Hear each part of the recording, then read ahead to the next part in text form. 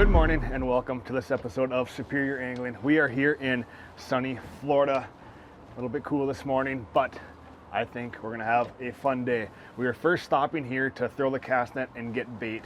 You know, fishing up north, you go to the bait store, you buy the bait. That's the easy part. The hard part's catching the fish. Down here, the hard part's getting your bait. The easy part's catching the fish. Once you have the bait, you can catch the fish. So that's the plan for today, to throw our cast net at these bridge pilings, get some white bait, minnows about that big.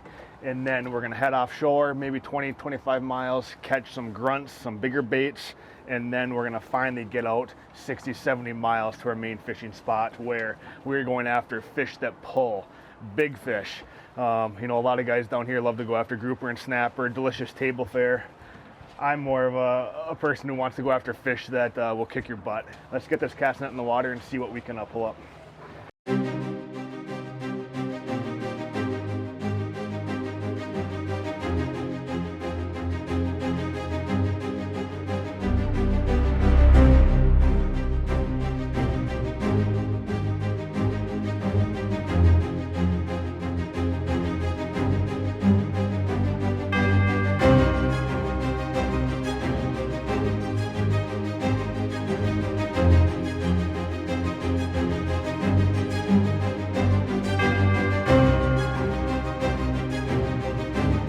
All right, we have our bait.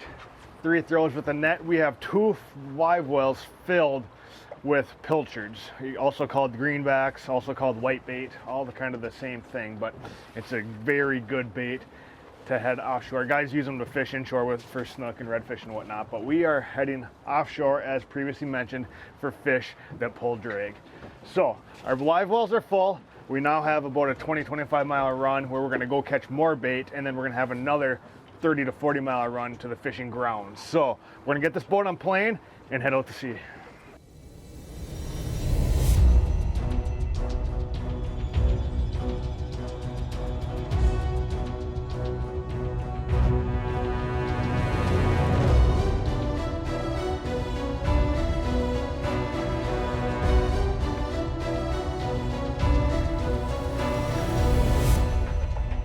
All right, we have arrived about 20 miles out here. We're in 35 feet of water, and what we're gonna do now is try to catch some larger bait. So we threw the cast net for small bait. We're gonna try to catch some bigger bait and then continue to make our way offshore. But here in this spot here, we're gonna try to go after like pinfish, blue runners, grunts. Like those are very, very good baits for fish that we intend to catch here in another hour or 2. But you just got to put forth that effort, that time to get your live well filled with baits, because once you do, you know, you're going to be in a good position to have a fun day out here in the Gulf of Mexico and really catch some big fish that pull some lines. So what we're going to do is hook on squid onto a circle hook with like a 4 or 5 ounce weight. Just drop it at the bottom and just hold it there until you feel these fish. It kind of feels like a perch. You just kind of peck at it and you reel them up and get them in the boat. So we're looking to get probably 25, 30 of these baits in our live well and then head offshore more.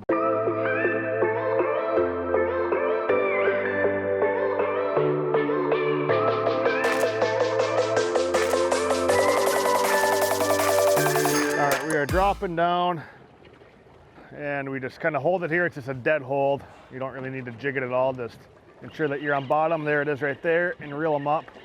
And this feels like it's going to be a good bait for us. So we're hoping for a blue runner, grunt, anything of that nature.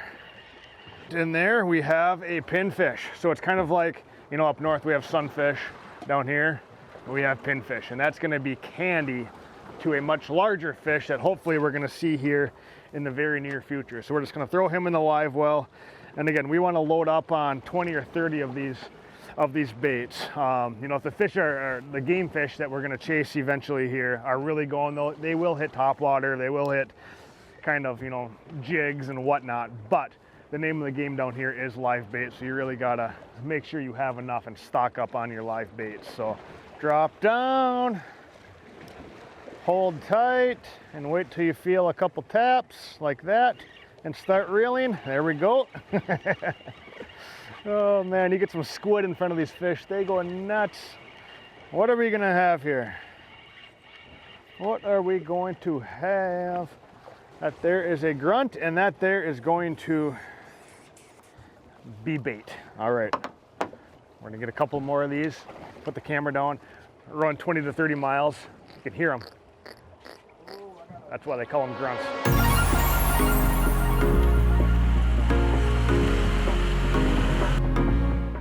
All right, we have arrived. A long boat ride. It's almost 11 a.m., but that's just how long it takes to get your bait to travel out here 70, 80, 85 miles into the unknown. I mean, it's just, I just love the feeling out here. Anything can happen. You know, we could do very well today. We could catch nothing. There could be sharks down there that eat every fish we hook up with. You just don't know what can happen, but that's what I love about it. It kind of has that same feeling as Lake Superior up north, where you just don't know. So, you know, fish that we kind of hope to see today would be, you know, your bigger amberjack, 30 to 50, 60 pounders. African pompano would be unbelievable. Black grouper, I mean, those are all fish that will just truly wear you down and kick your butt. I mean, you catch 3 of those fish that I just mentioned, you're gonna be drinking bottles of water and looking for a break, because that's how hard these fish fight. So, but we just don't know. But we're gonna get this big boat anchored and try to get positioned directly over this structure. Now we are on structure. There's no break lines out here. It's just a super, you know, we're only in maybe 120 feet and we've gone 75, 70 miles. So that's how shallow the Gulf of Mexico is. So we had to travel a long ways out here, but there's no break lines. We're not fishing like natural structure. We're fishing, you know, artificial structure out here in the Gulf. So we're gonna get the boat positioned directly over and get some baits in the water.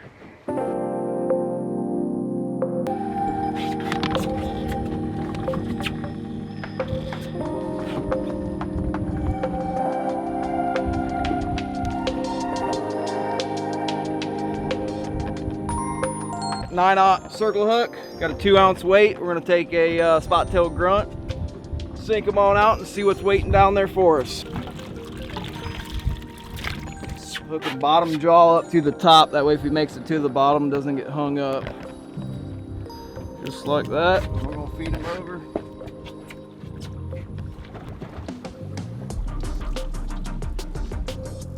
He's already on.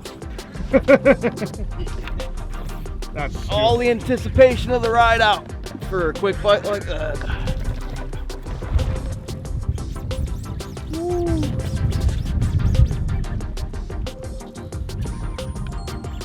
Track locked. Still ripping it.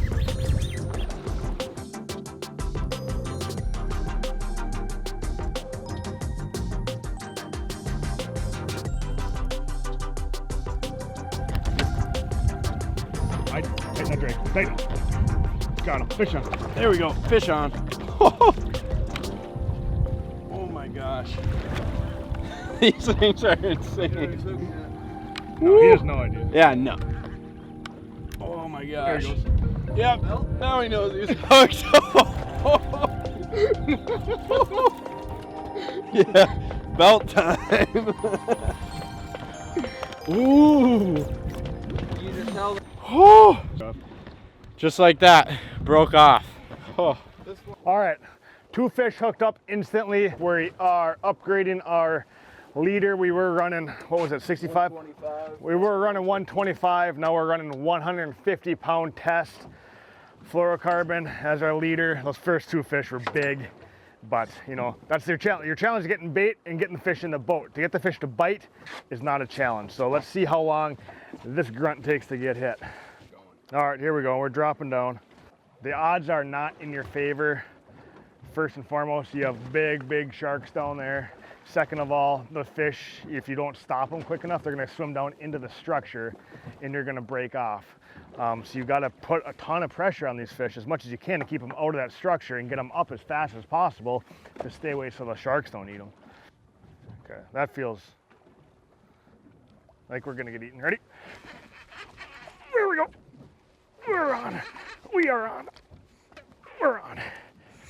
Oh, whoa, that's a mean fish.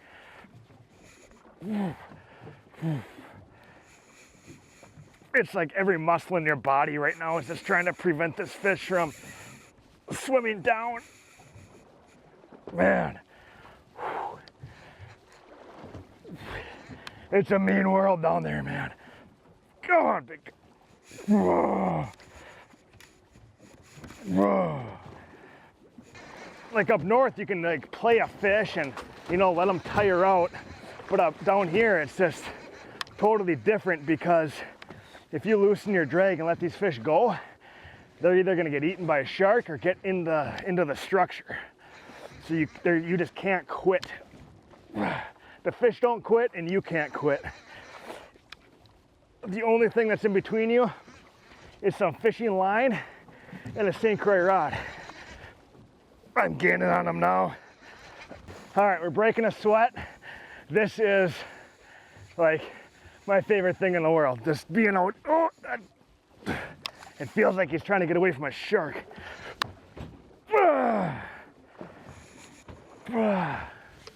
Gone.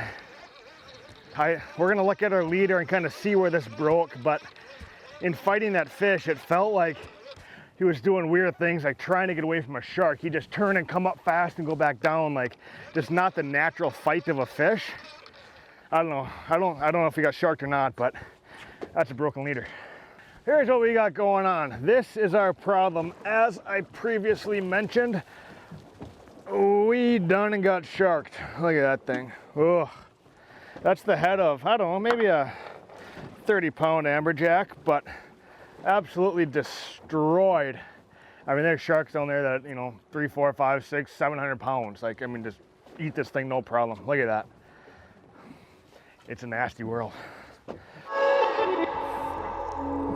I would not want to be that grunt. All right, come on.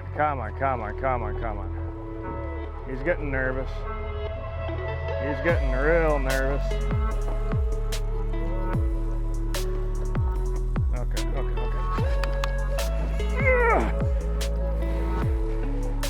There we go. This fish doesn't really know it's hooked yet. I anticipate a big run here shortly. He's coming up fast. We have caught the culprit that has been eating our amberjack. Look at this, right here. Oh, that's a big shark, boy. Woo! The Wild West, the unknown. That there is maybe, I don't know, 150, 200-pound bull shark. I hooked him perfectly in the corner of the mouth. He wasn't breaking our line. We got him in, but that's what's eating so many of our amberjack down there.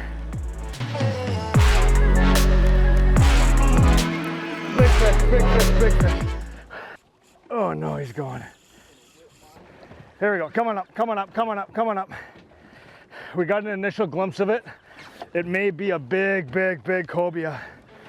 If this is a cobia, it's gonna be like the equivalent of like a 33-inch walleye, man. Like, this is gonna be a big fish.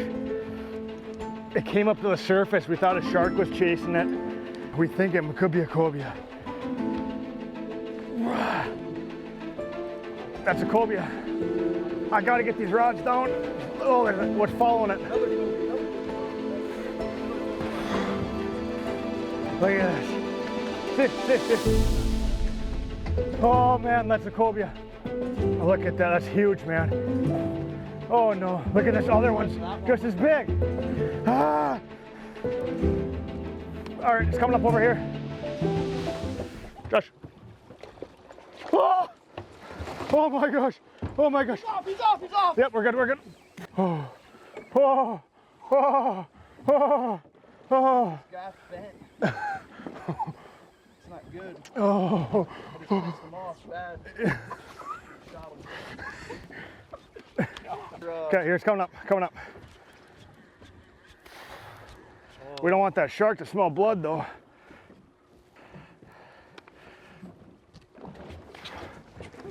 Oh, nope. Headshot. This is a stud. And he's got a brother with him. I know. We're gonna catch both of these. I'm not catching the next one.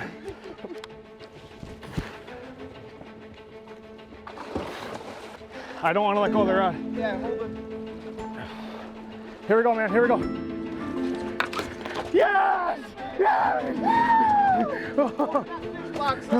Oh, that is a huge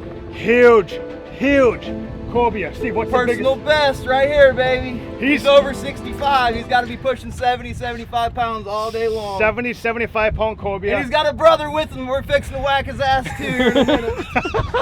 Can't say that, can I? Sorry. Yeah, well, it's good. We're excited because that is a huge, huge fish.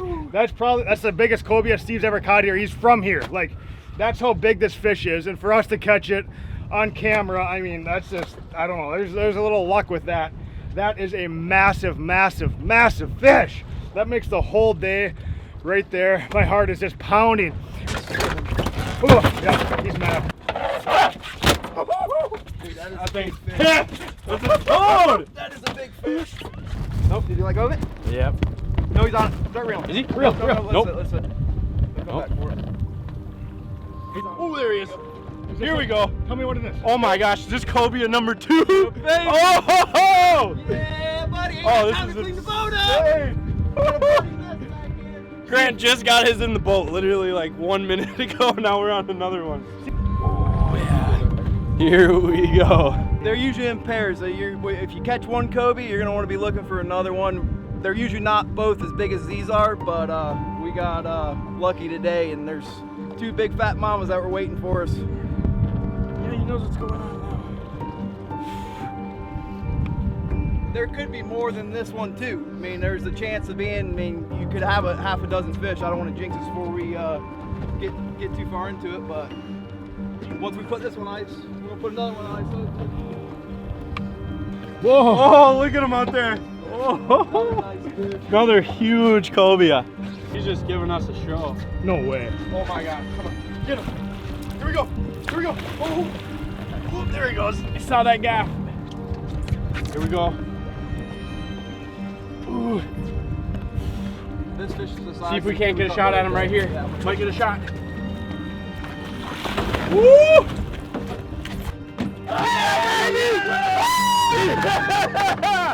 There we go! One bites of dust! Oh my gosh. 2 cobias in 5 minutes? Like what?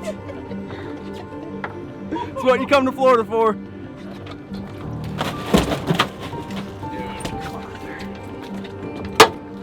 Look at the gaff. Look at the gaff. A little crooked. That is why I love fishing in the unknown, because truly, truly, truly, anything can happen. Never in our wildest dreams would we have imagined we come out here and stick 2 70-pound cobias. Like, those are just like 34-inch walleyes. Let's see what those are. And yeah, Steve's hooked up here again. This is 2 seconds later. It's just unbelievable out here, but that's magic. That's just why I love getting out here into the abyss all alone, 70, 80 miles offshore in the Gulf of Mexico, off of Cape Coral, Florida. Unbelievable.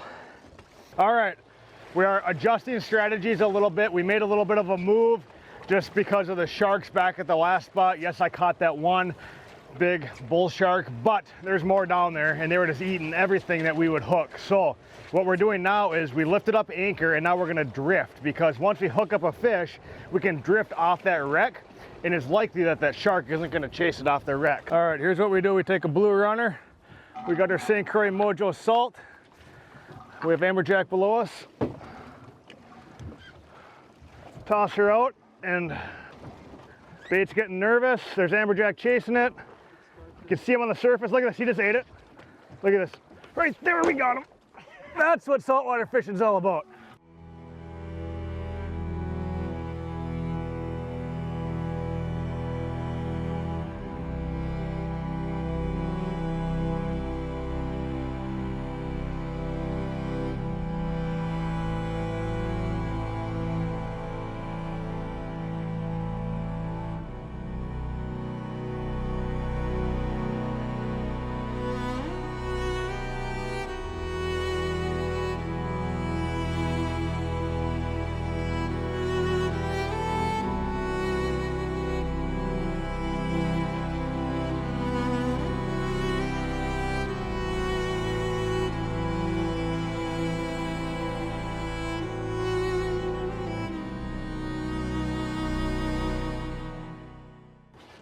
There it is.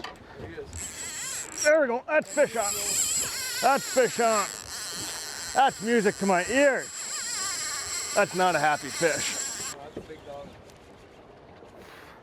That's not a happy fish. I hope we're off that wreck a little bit so these sharks aren't gonna get us. Oh, these fish are no joke, man. By the time you get your bait and get out here, you don't have many hours to fish, but you don't need many hours because you are just exhausted. This is a big one. This is gonna be a big one.